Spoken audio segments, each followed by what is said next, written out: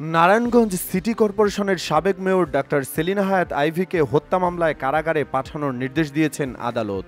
আজ শুক্রবার সকাল 10টার দিকে নারায়ণগঞ্জের সিনিয়র জুডিশিয়াল ম্যাজিস্ট্রেট আদালতে তাকে হাজির করা হলে শুনানি শেষে এ নির্দেশ দেন বিচারক। এর আগে গ্রেপ্তারের সময় আইভী প্রশ্ন তুলেন, কোন ষড়যন্ত্রের কারণে কার স্বার্থে তাকে গ্রেফতার করা হলো তিনি প্রশাসনের কাছে জানতে চান। প্রায় 6 ঘন্টা পর গ্রেপ্তার করা হয় নাসিকের সাবেক মেয়র আইভীকে। শুক্রবার 9 মে ভোর 6টার দিকে তাকে গ্রেফতার করা হয়। এ সময় আইভীর বাড়ির সামনে বিপুল সংখ্যক সমর্থক অবস্থান করছিলেন। পুলিশ ভ্যানে ওঠার আগে আইভী সাংবাদিকদের বলেন, আমি জানি না আমাকে কেন নিয়ে যাওয়া হচ্ছে, আমার বিরুদ্ধে ওয়ারেন্ট আছে জানিয়েছে প্রশাসন, কিন্তু আমাকে দেখাতে পারেনি। আমি 21 বছর সকল কিছুর ঊর্ধ্বে থেকে নারায়ণগঞ্জবাসীকে সেবা দিয়েছি। জয় বাংলা জয় বঙ্গবন্ধু বলা যদি অপরাধ হয় তাহলে আমি সেই অপরাধে অপরাধী হতে চাই। আইভী বলেন, আমি কি কোনো জুলুমবাজ?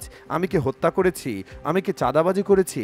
নারায়ণগঞ্জ শহরে আমি কোনোদিন কোনো বিরোধী দলকে আঘাত করেছি এমন রেকর্ড আছে? তাহলে কিসের জন্য, কোন ষড়যন্ত্রের কারণে, কার স্বার্থে আমাকে গ্রেফতার করা হলো? আমিও প্রশাসনের কাছে জানতে চাই। বর্তমান যারা সরকারে আছেন তারা সাম্যের কথা বলেছেন, বৈষম্যের বিরুদ্ধে আপনারা আন্দোলন করেছেন, সরকারকে হটিয়ে নতুন সরকার এনেছেন। তাহলে কি এই বৈষম্য? তাহলে সৎ রাজনীতি, সততার কি মূল্যায়ন? আমি তো বাড়িতেই ছিলাম, পালাইনি, তাহলে এভাবে আমাকে গ্রেফতার করতে হলো কেন? এই জবাব জনগণের কাছেই চাই, জনগণই দিবে ইনশাআল্লাহ।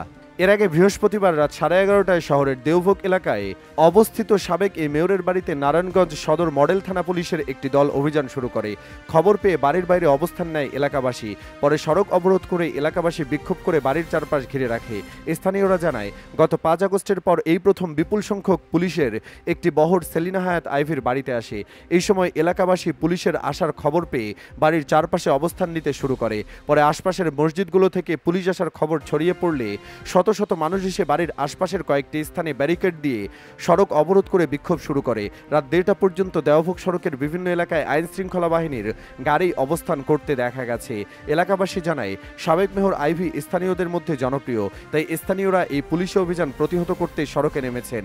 গত বছরের 20 জুলাই সন্ধ্যায় বৈষম্য বিরোধী ছাত্র আন্দোলন চলাকালে আদমজি এলাকায় গুলিবিদ্ধ হন পোশাক শ্রমিক মিনারুল ইসলাম।